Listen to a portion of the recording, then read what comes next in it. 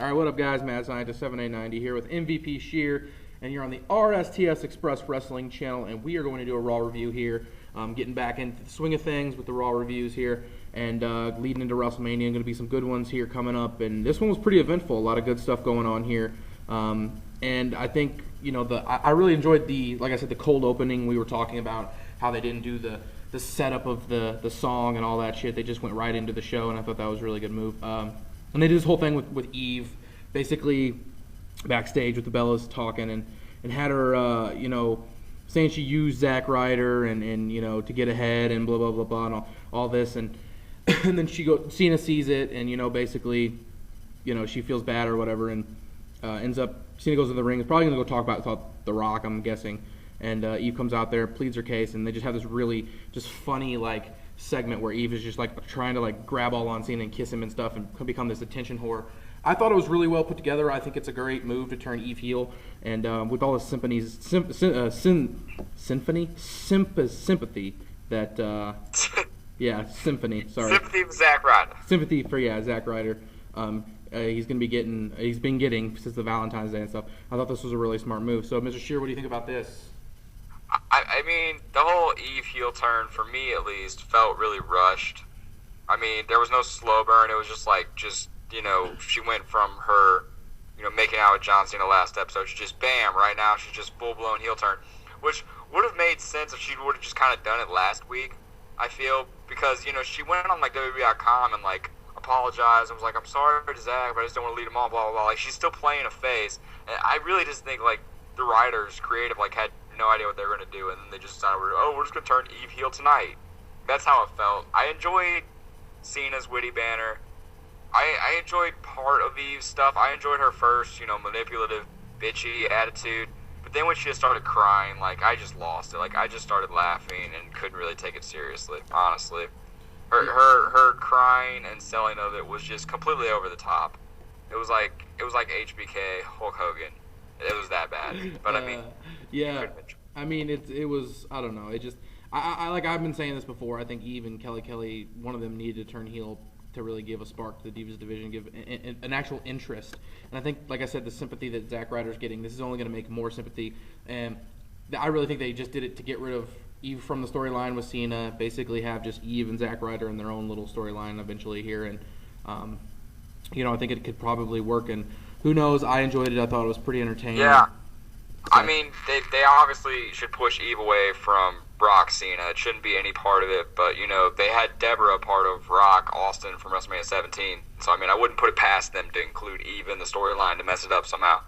Yeah. But, it just begs the question, is Eve now going to become, the WWE fans' next Lita? That's what I just keep thinking. Are they just going to turn on her and just hate her for being a whore, even though she's really not? It's just a character, or are they going to get past that? I don't know. I see more of a Trish Stratus kind of thing, but I don't really see much of Lita. But Trish Stratus, the Christian, with the peep? The curvy little bastard, CLB? I mean, I marked out her WrestleMania 20, so when that happened. That was my first WrestleMania. I was excited. But yeah, all right, we're going on the next thing here. First match of the show, Sheamus versus Mark Henry. Not really a squash, but really short, under 3 minutes. Sheamus gets the win here. Pretty much needed because Elimination Chamber wasn't on it. Basically coming in and going to WrestleMania, going to be facing Daniel Bryan. I think it was a smart move in the fact that I think Mark Henry's time's done, really, and I think they're going to go to the future here and really get this smart win for Sheamus going into WrestleMania. That's all I really saw out of it. Yeah, it was a good, strong showing for Sheamus. It was a good win for him. I mean, putting him over one of SmackDown's premier heels, one of their top heels of the past 6 months, was a good idea. At the same time, I think it's a hard loss for Mark Henry. I mean, he lost in 3 minutes. I think it could have been a little more competitive, but I really don't have too many complaints about the match. Yeah. All right, next match. What it was. Yeah, it was pretty much what it was. Next match, you got Primo and Epico versus Kofi and R-Truth here. I mean, really not much to say about this. Just a short tag match. Rose Mendez looked great. I'd like to put my face in all of that, but probably never going to happen. You would. Probably. But, Kofi and R-Truth get the win here clean. Hope to God they really don't put these guys together and have them do a little tag team feud here. Obviously, Evan Bourne's gone. Not officially fired from what I know, but he's not into the picture. I love how they put Kofi and R-Truth together. They put Kofi together with the last guy that also got a wellness violation. I think that's really funny. I think this is your dark match for the WWE Tag Team, Unified Tag Team Championships, whatever you want to call them. at WrestleMania. I think that's going to be the dark match. Question though, since you said you want to put your face all in Rosa Mendez, would you rather put your face all in that, or put your face in between the two black chicks' asses during Brodus Clay's entrance? Probably just Rosa Mendez. Yeah, I'm just into Latinas, so it is what it is. That was racist. Nah, I mean, for you maybe. All right, next we got. I didn't think it was racist. Next we got basically Ron Simmons getting inducted basically in Hall of Fame. Kind of leaked last week. Yeah, pretty much leaked. So that's cool. Good to see him go in. And then I just like the damn monologue, like the monologue of dams. Montage, yeah. Where he said damn a whole bunch. Like, it was the most I've cared about Ron Simmons in a long time. I was like, wow, Ron Simmons did all this other stuff. Like, I knew he was a champion, but they, like, built him up like he was, like, one of the all-time greats is what Jerry Lawler called him. I thought that was really funny. Yeah. Next we got Chris Jericho, cut a promo, good heel promo. Hopefully going to get some good verbal back and forth between him and Punk here pretty soon. And then we have this little thing with, basically with David Otunga and Ezekiel Jackson having a match. Earlier in the night they had Laurinaitis and Teddy Long basically saying, yeah, there should be one GM for both Raw and SmackDown. Starting this little competition, who's better, Raw, SmackDown GM. Otunga versus Ezekiel Jackson, pointless. David Otunga won clean. I mean, surprisingly, yeah. I was surprised it just ended like that. Just spine buster, and that was it. And then he posed for like a minute and a half. Like he did this pose while he was like panting so hard because he was tired from wrestling like a 2-minute match. Yeah, just pretty pointless. But I know they're trying to, I guess, build towards, a SmackDown versus Raw type match or something at Mania. So yeah, that's probably where it's going. I'm seeing Christian and Laurinaitis' corner, and I have no idea who in Long's corner. Maybe Ray. If Ray comes back, I don't know. Yeah. All right. Possibly. Next, we got The Undertaker comes out and basically, cuts a little promo on Triple H saying he's a coward and blah, blah, blah. And Triple H comes out and pretty well put together here for the most part at the beginning. I mean, with Undertaker, I never really considered him a great, mic skill guy, but he did okay here. Triple H came out and kind of made it a little bit better. And Undertaker basically, pushed Triple H into this match at WrestleMania, and he said, I'll do it. One condition, Hell in a Cell. I really don't know how to feel about this. Like I said, I've said this before. These two guys, I don't know. It just doesn't seem like I just want to see Undertaker face somebody else. It's really what I want to see. I just don't want to see him face the same two guys the last 4 years in a row. Like, that's just my main deal on it. But I think this could be good, obviously, and I think my big thing on this is I think both guys are going to retire after. So that's the big thing I get out of that. Could possibly. I still think Undertaker's going to face Cena at one of the WrestleManias. But, I mean, the promo, it was good. It wasn't on the level of HBK and Triple H, but it was still pretty good. It didn't really invest me any more into the match until they made it Hell in a Cell. I remember when they named Hell in a Cell, we both kind of just texted each other like, I don't know what to think about that, because I don't know if that's the match that I want to see. I don't know if that adds anything to the match for me. It definitely makes it more intriguing, though. I mean, considering I think I read a stat that these guys have been in 75% of the Hell in the Cells in WWE history. So, I mean, it's the perfect match for them to both go out on, at a WrestleMania, if they wanted to go that route. Undertaker finally and Triple H accept by saying, you don't admit HBK has always been better than you, and, you can't do what HBK couldn't do because HBK is still better than you, whether either of you defeat me, blah, blah, blah. Yeah, I thought that was all kind of cheesy. Like, that was obviously the one thing that was going to set up Triple H to come back in and agree to the match. Like, they couldn't think of anything better than that, but it is what it is. It's going to happen. I think it's going to be a really good match still. At least I'm hoping. I found it really surprising they did not show Undertaker with his shaven head. Like, are they going to hide that? Is he's going to grow his hair out before Mania? Like, I didn't know. I thought he's going to, pull the hood off. No, they're actually, I just read about that a minute ago. They're going to wait and have him reveal his hair at WrestleMania. So, whatever. All right. Yeah. Next we got here Daniel Bryan versus Santino Marella. Basically, I guess getting rid of all belief that Santino could beat Dan Bryan, basically beating Santino in like a minute.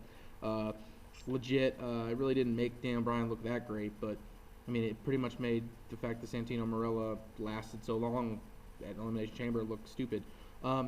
But yeah, that's pretty much all I saw out of that. Yeah, I mean, I love Daniel Bryan, and in no way, shape, or form did I want Santino to go over Daniel Bryan. But after the Elimination Chamber, I would have liked to see him get a little bit better of a showing than like a minute long and just tapping out like a bitch in a minute. I mean, I just wanted more than that. I felt kind of like jilted as a fan, like. You give them as your final two, and their final two segment after 30 minutes of wrestling in a chamber is longer than their actual match on Raw. Which I want to make a point though that SmackDown tomorrow is having CM Punk versus Daniel Bryan 2. Yeah. Are you excited for that? Are you going to tune into SmackDown for that match? I work tomorrow night. Not too happy about that. So hopefully I'll find it on YouTube after it happens. But yeah, I'm sure I'll catch it. But yeah, it's probably going to be pretty damn good. Next we have here pretty much pointless match. Kelly Oksana versus the Bellas. Basic Divas structured match. Twin Magic. About it. All you have to say about that one. You know who won, pretty much nothing else. Finally, John Cena comes out and pretty much cuts a damn fine promo about The Rock. Kind of a shoot-style promo, basically saying a lot of stuff that supposedly he can't say. You know, you're only back because of Fast 5 and to launch your Twitter. I'm a professional wrestler, blah, blah, blah, this, blah, blah, blah, that. I thought it was really well put together, and I told myself if Cena's, they're going to do the Cena versus Rock, the build-up needs to be just as good as the build-up from last year, and this is a good start. So The Rock's going to be there next week. Can't wait to see what he says. What do you think about that? It was a really good promo from Cena. Like, really, really good for me. Like, I mean, it definitely sold me on the idea of even rooting for Cena. Like, he makes valid points in all of his arguments. Like, he's been there, the entire time. The Rock says he was never going to leave, and then he left. Like, I'm going to root for John Cena at WrestleMania after watching this promo. I just have to. It's invested me that much where, if he continues cutting promos like this, I think he'll eventually get people to like him more. Like back again, like he become popular scene again. He cut 2 promos that were really edgy, and that's what I want to see more from my WWE broadcast, from Raw. That's what I want to see John Cena doing, going out and cutting more serious, cutting-edge promos, using witty words instead of poopy jokes. Like, I enjoyed that. I enjoyed all of John Cena tonight. I remember when Jerry Lawler was like, yay, more John Cena next. And, like, I kind of just thought it was, like, partially sarcasm because everyone hates him, but he actually turned in a good job on both. I commend John Cena tonight. Yeah, I thought that was good and pretty well put together, and yeah, I really hope he continues to do promos like that. And I, I'm on the side. I think I'm on the side of Cena. Being a wrestling fan, being such a huge fan of The Rock, Cena has not left. He's been there. So I mean, it's one of those things, and I think Cena's going to win either way. So I'm ready to see how The Rock retaliates. I mean, The Rock's going to be on 4 of the next 5 Raws, I believe. So I mean, they've got plenty of time to build up a good story in this. That's good. So, all right, we get to the main event here, 10-man battle royal for the title shot to see who's going to face CM Punk. Punk comes out on commentary. I like how it was 5 members from each chambers.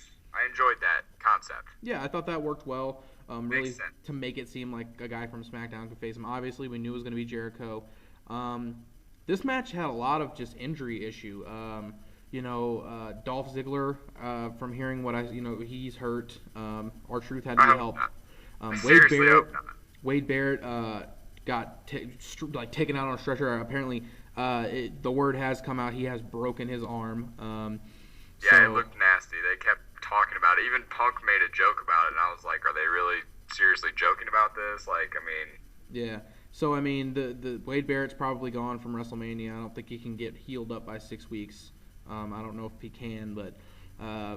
yeah, I mean, just pretty nasty all around. This was okay, little battle royal, but Chris Jericho winning, obviously. With the help of Cody Rhodes, is that going to set up a Cody Rhodes Big Show feud? Are we not going to get Big Show Shaq? Yeah, I'm almost thinking. I did read Shaq was going to be at WrestleMania, so I think that's a possibility. But yeah, then we have a little standoff. I enjoyed that Santino got a couple of big eliminations too. Okay, all right. Well, I don't know what they're trying to do with that. Yeah, well, yeah, Jericho getting the win here basically, and going on have a little stare off with CM Punk, and that's about it. Going to get this card. Looking at WrestleMania, looks really, really solid here. So we're going to get out of here. I'm the Mad Scientist for MVPScheer. This has been our Raw review.